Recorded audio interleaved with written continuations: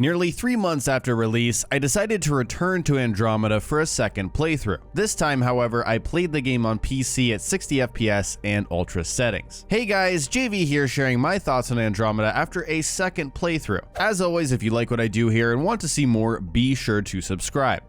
The key differences with this playthrough, of course, is that my first one was on Xbox One, and I streamed that entire thing. It took me 100 hours to do everything in the game that wasn't broken. I couldn't do some quests because they just simply weren't working on launch, but this time I have played the game on PC, so that's a huge difference there. Of course, another difference is that several patches have been put out and have fixed many technical issues, so this time I did not have any technical issues. I also consciously decided to play this time through very differently. I only had a 10-hour playthrough, and this is going through the story missions, pretty much point A to point B, talking with my squad a little bit, seeing what they're up to, but by and large, I stuck to the story this time. I also played the game on narrative difficulty. I wasn't super interested in the combat and it being difficult or being a challenge. I had already played through the game in its entirety on hard on stream, so that wasn't really the goal this time. I just wanted to kind of coast through that, and so that's what I did and played it on narrative, which is very easy in combat.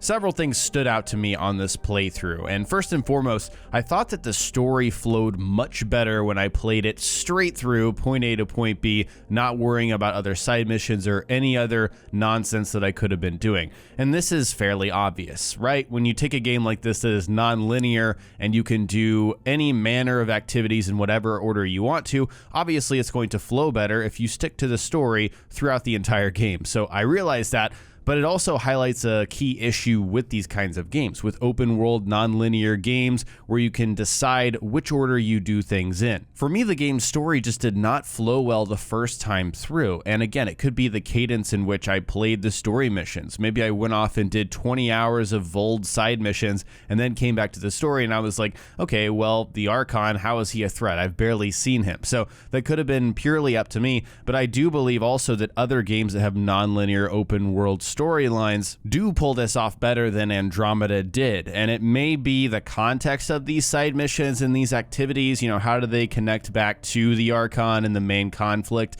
And I've talked about how I like the viability system, but at the same time I didn't feel that all of that extra content kept me in the main story and kept me flowing. Other games do that very well. I didn't feel that Andromeda did. But again, after focusing on the story start to finish, I felt that it flowed much better and I was able to experience it and enjoy it far better this time around. This experience also made me imagine how Andromeda could have succeeded as a more linear original trilogy-like experience. I realized they wanted to do something different here with these huge, fast open worlds, driving around in the Nomad. I get that, but this time around I avoided side missions, mining, crafting, the things that really slow you down. And don't get me wrong, that's not always a bad thing, because those mechanics are fantastic in some of our favorite RPGs of all time. Bethesda RPGs, CD Projekt Red, whatever it may be, slowing down sometimes can be a good thing, but I've found that I really prefer Mass Effect as a more linear action RPG. You know, smaller levels with direct paths, not all these bells and whistles that really distract you. I did very much want to see what an Andromeda-like game could have been, you know, these huge vast open worlds with all these things to do, and this is it. And I think I've found that my preference is much more along the lines of the original trilogy. And I want to emphasize, I'm not suggesting that this is impossible with a Mass Effect game. I'm sure it is, but what we got with Andromeda, I definitely do prefer what we had before. In terms of difficulty, again, I played this time on narrative, and honestly, even though it was super easy, it was never a challenge, it felt a lot more like the original trilogy. After first playing Andromeda on hard, the enemies were so bullet spongy and fights would take forever, and it's nice to have this super quick, snappy combat, but I distinctly remember in the original trilogy enemies dying much quicker than they do in Andromeda, and this is a problem that these kinds of games run into. It's not really a suspension of disbelief thing like with The Division. That was a whole thing with that game where people were like, why are humans taking 30, 40 shots to die? That's clearly not realistic. You know, we're fighting aliens in Andromeda, so you can understand they've got bone armor. They're gonna take more damage, right? On the flip side, there are certain advantages to enemies dying more quickly, and you find that more in action action RPG games that are more towards the action and less towards the RPG. That was flipped in Andromeda, and I'm not sure I preferred that either. It wouldn't be an Andromeda video if we didn't touch on facial animations, right? And this time it was still a big problem, specifically with Ryder. My biggest issue is that the main character's face felt dead 75% of the time. It's like his face was paralyzed everywhere except for his mouth. Now, every now and then you'll get the occasional eyebrow movement or some actual emotion going on, but 75% of the time, it's just a mouth moving, and sometimes the eyes would kind of roll back into the head. It was kind of disconcerting. This issue's been beaten to death, so I'm going to move on in a second here, but it's just a shame that a game that relies on one-on-one conversations and showing emotions doesn't show any of that, and I wish it were different. It's still not fixed, and I sincerely hope they do something about it. As for the aliens, I was reminded again that they look great. Their animations, their textures, specifically Jaw's spots and everything that goes on with, what an Angara looks like is just beautiful. They are so pleasing to look at, and so I was really enjoying the way that they crafted aliens in this game. Minus the Asari, of course. They still don't have enough models. There's like 2 or 3 in the game, and that's really disappointing. PB is just completely unique, and then about 90% of the Asari will look one way, and then the other 10% will look another way, which is just confusing. I think it highlights a lot of the issues we learned about with their development troubles. They just didn't have enough time to make more Asari models. I'm not really sure. Those observations had to do a lot with the content of the game. I wanted to save my thoughts on the technical side of things until now because I would have just been bragging a lot at the very beginning of the video. This game ran so smoothly on my rig, on ultra settings, 60 FPS, max, everything. As I've told you guys, I am not super PC savvy, but this reminded me of Doom. The game ran so well, and it felt so well optimized for my machine that I was shocked. Andromeda is also visually gorgeous. It's such a treat to look at. The textures on the faces, the aliens, the inside of the Tempest, all of the environments, the lighting effects on the floor and bouncing off of different, objects. And of course, when you're in space, depending on, which planets and stars you are near, that's going to affect the lighting as well. It was just a major wow factor for me. I can't speak for PlayStation 4 or PlayStation 4 Pro because I just played it on Xbox One before, but comparing Xbox One and PC, it's just not even fair. I mean, the game looks so good on my PC. And it's hard to admit this, but this is absolutely how I see it. We know how much trouble it caused, but Frostbite as an engine is why this looks so good.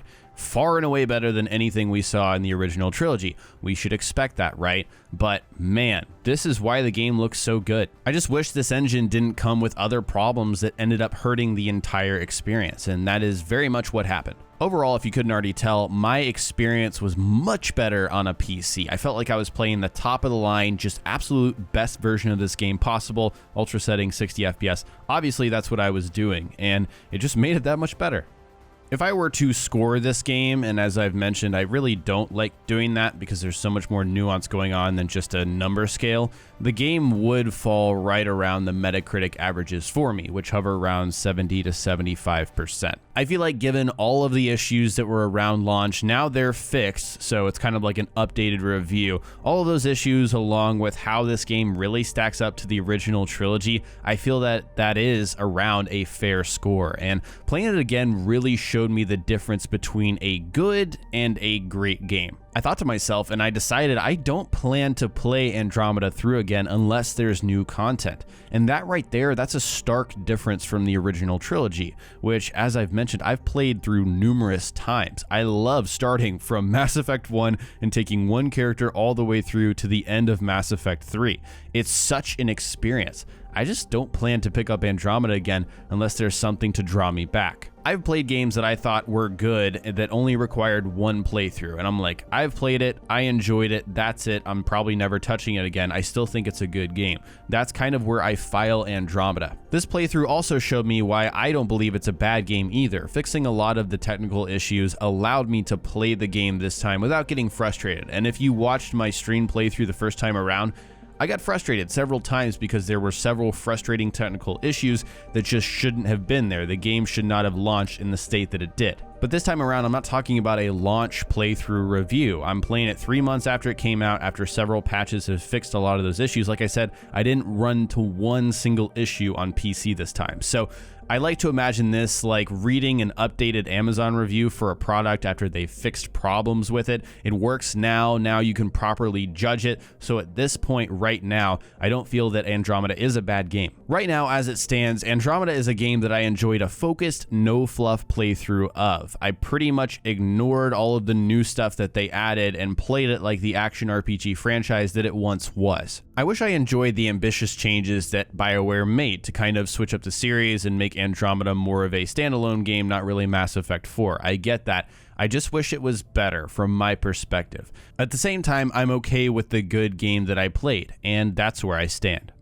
I'd love to hear from you in the comment section below. Do you plan to replay Andromeda, or have you already played a second playthrough and did it change your perspective? Because that's kind of what happened for me when I played the game on PC this second time. So let me know your experiences and your thoughts in the comment section below. If you're still watching and you enjoy the video, click the like button and subscribe for more content like this. Follow me on Twitter and Facebook so you don't miss another video. Sign up with Juniper to receive exclusive discounts on shirts, hoodies, and more at the JV merch store. Click the link in the description below for more details. Thanks so much for watching, and I'll talk to you next time.